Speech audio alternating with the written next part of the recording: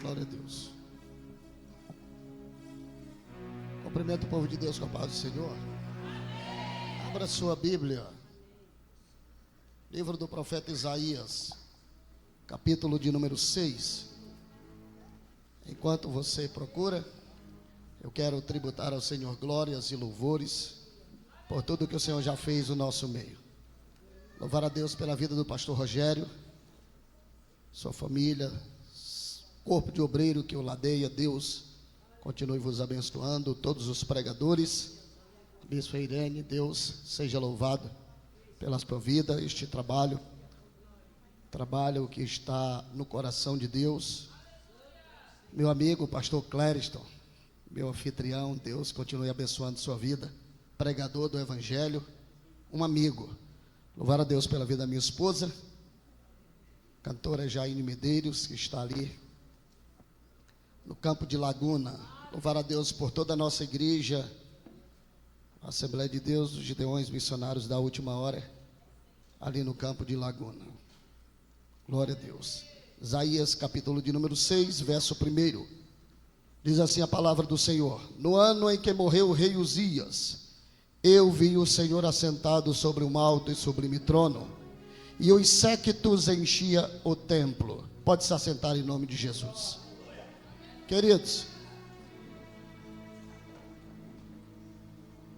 este versículo, dentro do texto do capítulo de número 6, a qual acabamos de ler, é um texto bem conhecido. Todos nós sabemos que o profeta Isaías, que ficou conhecido, foi intitulado profeta messiânico, pois foi quem mais profetizou acerca do Messias prometido, trazendo uma palavra de esperança, uma palavra de fé para tempos difíceis. Mas também o profeta Isaías foi o profeta mais rico em profecias, tanto no que tange ao reino messiânico, quanto também ao fator histórico, pois o profeta Isaías profetizou durante 4 reinados: o reinado do rei Jotão, o reinado do rei Acais, o reinado do rei Ezequias e o reinado do seu tio Uzias. Uzias é quem Isaías, dentro do capítulo de número 6, faz menção que no ano em que morreu o rei Uzias, ele viu o Senhor assentado sobre um alto e sublime trono. E quem era o rei Uzias? O rei Uzias foi um homem levantado por Deus, que ergueu os muros de Gate, guerreou contra os filisteus, venceu os jebuseus, os amorreus, fez grandes feitos, porque a mão do Senhor estava sobre ele. Porém, o texto nos adverte que um dia achou-se soberba no seu coração. O intento malícia entrou e tomou de conta do seu ser. E assim como Lúcifer, foi achado maldade no seu coração. E neste dia, Uzias, ele adentra o templo, e ele resolve fazer algo que não competia a ele, segundo o ministério que Deus havia o confiado. Uzias, ele era rei, porém agora a soberba nasce no seu coração, e ele sente o desejo de poder adentrar o tabernáculo do Senhor, pegar um incensário e queimar incenso. Mas esse ministério não competia a ele.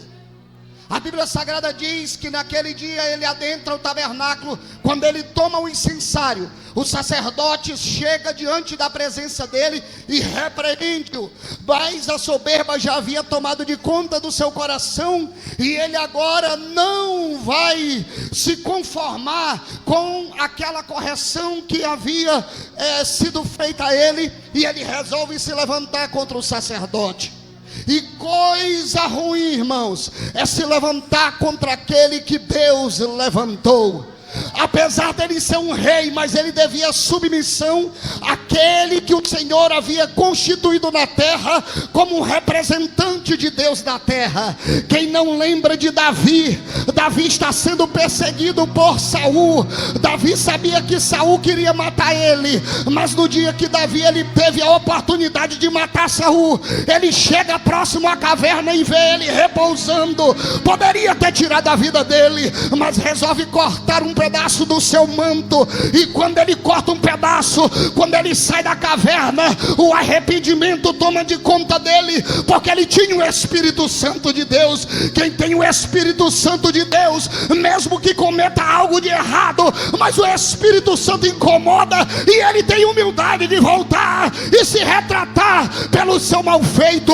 Ele volta, e quando Saul desperta do sono, ele está prostrado diante dele. Quando Saul pensa que Davi ele vai tirar sua vida ou se levantar contra ele, Davi olha para ele e diz: ó meu rei, me perdoe, porque eu não devia ter feito isto.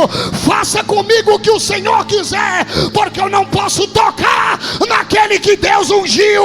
Ele estava cometendo algo errado, mas Davi está dizendo: o negócio dele não é comigo, o negócio com ele é com Deus. É com Deus, é com Deus, é com Deus. O negócio dele é com Deus.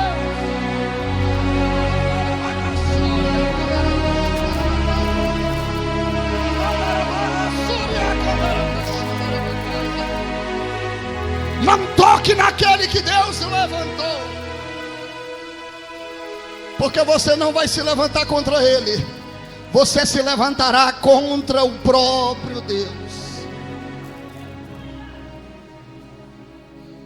O rei Uzias se levanta contra o sacerdote.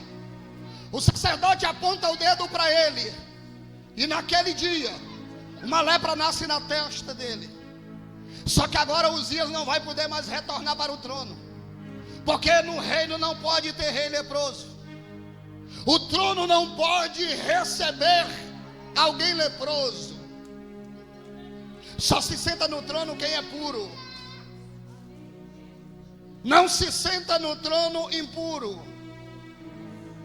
Deus não negocia com ninguém. Ele sai daí e vai para o leprosário.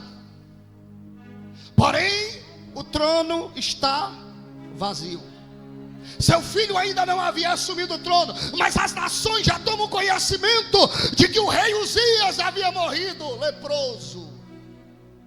E agora todos estão apreensivos, porque não tem rei. Quando uma nação se levantava contra o reino, o rei outorgava uma palavra e o exército avançava e guerreava. Mas agora não tem mais quem dê uma palavra. O povo agora está sem esperança. O povo agora está sem perspectiva de vida. O povo agora não tem mais quem recorrer, porque o trono está vazio. Mas enquanto as pessoas estão correndo de um lado para o outro, sem esperança, sem fé, sem perspectiva de vida, Isaías diz algo interessante: eu não tenho outro lugar para ir, eu vou correr para o templo, eu vou para o templo. E a Bíblia diz que enquanto todos estão correndo de um lado para o outro, Isaías vai para o melhor lugar da terra. Ele vai para o templo, e a Bíblia diz que quando ele adentra o templo, o Senhor arrebata ele em espírito, e ele contempla a glória. Eu já quero liberar uma palavra profética para você nesta noite. Levanta a tua mão. Só quem crê em palavra profética. A terra pode estar uma bagunça, o governo pode estar uma bagunça, a sociedade pode estar uma bagunça, mas nesta noite você veio ao melhor lugar da terra. Você veio ao melhor lugar da terra. Se você veio nesta noite com o intuito de adorar, não para olhar para cantor, não para olhar para pregador, Mas se você entrou aqui nesta noite com o único intuito: eu preciso ver a glória, eu preciso sentir a glória, eu lhe convido nesta noite a liberar o teu melhor glória. Adore a Ele nesta noite, adore a Ele nesta noite, adore aquele que tem, adore aquele que é, adore aquele que manda, adore aquele que restaura, adore aquele que liberta, adore aquele que capacita, adore aquele que transforma, adore aquele que cura, adore aquele que liberta, adore a resplandecente estrela da manhã, o lírio entre os vales, o Cordeiro de Deus que tira o pecado do mundo, a rocha férrea de Meribá, a pedra de esquina, a pedra angular, a pedra rejeitada pelos homens, mas a base para a tua vida. Ele é conselheiro, é príncipe da paz, é Pai da eternidade, um Deus forte, um poderoso, majestoso, um glorioso, redentor, edificador, restaurador, lapidador, moldador, transformador, curador, salvador. João diz que os seus cabelos são brancos como alva lã, os seus olhos são como chama de fogo, na sua boca sai uma espada de 2 gumes, no seu peito tem um cinturão de ouro, os seus pés são reluzentes como latão polido que saiu da fornalha, mas a identidade dele está na sua coxa. Rei dos reis e Senhor dos senhores, Rei dos reis e Senhor dos senhores, Rei dos reis e Senhor dos senhores, Rei dos reis e Senhor dos senhores, Rei dos reis e Senhor dos senhores, Rei dos reis e Senhor dos senhores, Rei dos reis e Senhor dos senhores. Quantos podem adorar Ele nesta noite? Quantos podem adorar Ele nesta noite? Adore, adore, adore, adore, adore, adore, adore, adore. Eu vou deixar você adorar Ele por 1 minuto. Eu vou deixar você adorar Ele por 1 minuto. Adore, adore, adore, adore, adore, adore, adore, adore, adore, adore, adore, adore, adore, adore.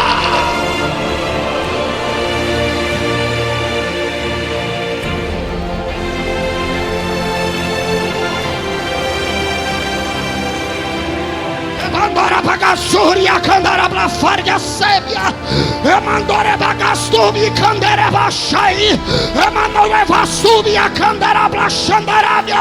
Adore, adore, adore, adore, adore, adore.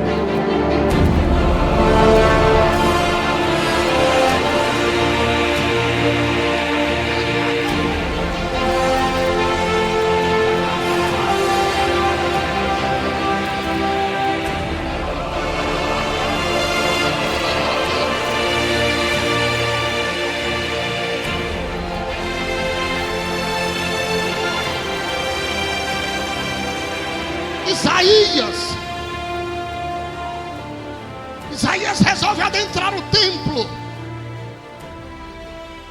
E quando Isaías ele adentra o templo, o Senhor arrebata ele em espírito. O Senhor deu 2 visões a Isaías. A primeira visão é a visão do tempo Kairos, o tempo de Deus. E a segunda visão é a visão do tempo Cronos, o tempo do homem.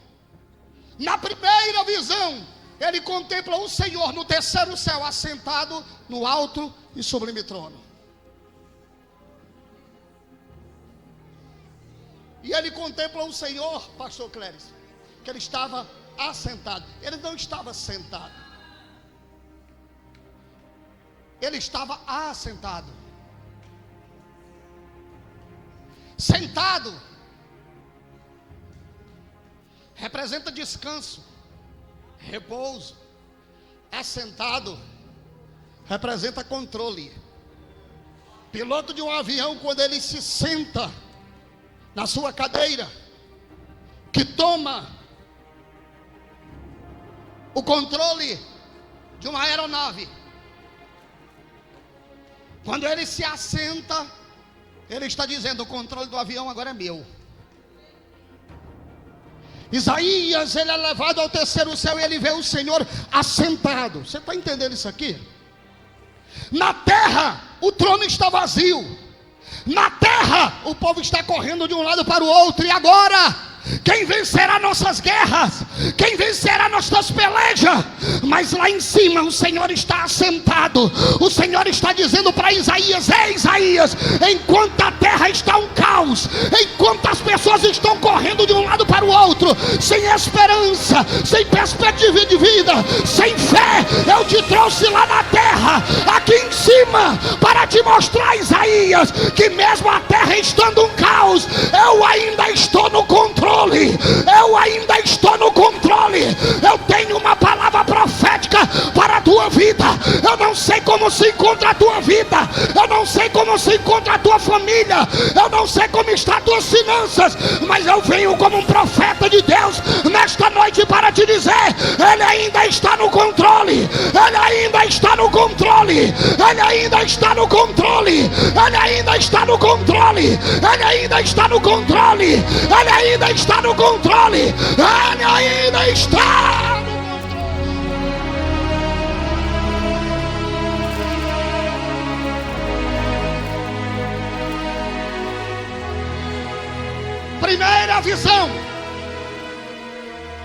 Primeira visão de controle: ele estará sentado, ele tem o controle.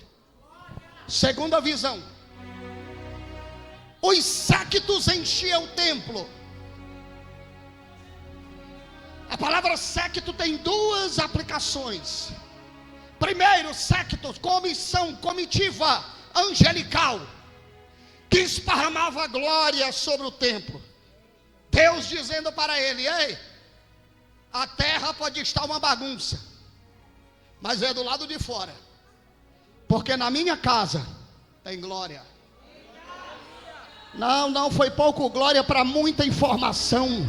Deus está dizendo para Isaías: Isaías, lá fora o povo corre de um lado para o outro porque não sabe para onde ir, mas a minha casa, o meu templo está cheio de glória. Sabe por quê? Porque nós estamos debaixo de uma mensagem, de uma palavra profética que foi proferida pelo próprio Cristo. O mundo pode cair, mas um dia ele olhou para um homem simples, fadado ao erro, falível. Ele olha para ele e diz assim: Pedro, tu és Pedro. A palavra Pedro vem de Petros, fragmento de pedra, fagulho de pedra. Ele disse: Pedro, tu és só uma pedrinha, tu és só uma fagulha de pedra. Agora sobre esta pedra, sobre esta rocha, eu edificarei a minha igreja, e as portas do inferno não prevalecerá contra ela. Jesus estava dizendo: Pedro, vai haver um tempo que a política vai cair, a sociedade vai cair, o sistema vai cair, mas a minha igreja permanece de pé, permanece de pé. Sabe por quê? A igreja não está fundamentada no sistema, a igreja não está fundamentada no homem, a igreja está fundamentada em Jesus Cristo de Nazaré, em Jesus Cristo,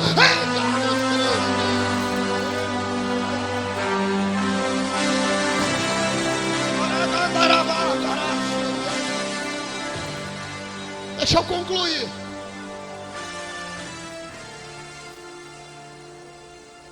A segunda aplicação, em algumas traduções bíblicas você vai olhar e vai ver que não é séquito, é bodas de veste. O Senhor estava sentado no alto e sublime trono, terceiro céu, mas as bodas de suas vestes estavam no templo. Para quem não sabe o que é bodas de veste, no Ceará é babado. Quando você tem uma saia curta Aí as irmãs aceitavam Jesus, aí pegava a saia, ia na costureira e disse: coloca um babado aí. Lá no Nordeste é assim, não sei aqui. Bodas de veste. Um rei, quando ele vencia uma peleja, toda nação tinha um diadema, um brasão, que representava a sua nação. Hoje tem as bandeiras. Quando um rei vencia uma peleja, ele trazia consigo o diadema e mandava brochar na sua túnica. Vencia outra guerra, pegava um diadema, brochava na sua túnica. Vencia outra peleja, pegava o brasão, brochava na sua túnica. E quando ele vencia muitas pelejas que não tinha mais onde colocar, tirava a sua túnica, levava para o tecelão, ele colocava outra borda e colocava o brasão. Vencia outra peleja, a túnica vai para o tecelão, colocava outra borda e colocava o brasão. A ponto de que quando um rei se apresentava diante dos seus súditos, quanto maior era a sua túnica, maior demonstrava o tamanho do seu poder. Quanto maior fosse a sua túnica, mais ele estava dizendo: este rei é poderoso, esse rei já venceu muitas guerras. Você não entendeu não, senão já tinha glorificado a Deus, porque Isaías disse que o Senhor estava assentado num alto e sublime trono, mas as bordas de suas vestes estavam na terra, estava no templo. É Deus dizendo para Isaías: Isaías, te preocupa não, porque eu nunca perdi uma batalha, eu nunca perdi uma peleja, eu nunca perdi uma guerra. E eu já entrego o microfone agora, mas libera esta palavra para a sua vida. A Bíblia diz que não é você que guerreia as suas guerras, não é você que vence as suas pelejas. Por isso que Paulo disse: em Cristo nós somos mais, nós somos mais, nós somos mais, nós somos mais do que vencedores. Então não te preocupa, aqui pode dar um reboliço, mas ele ainda está no centro, ele ainda está no controle, ele ainda está no controle, ele ainda está.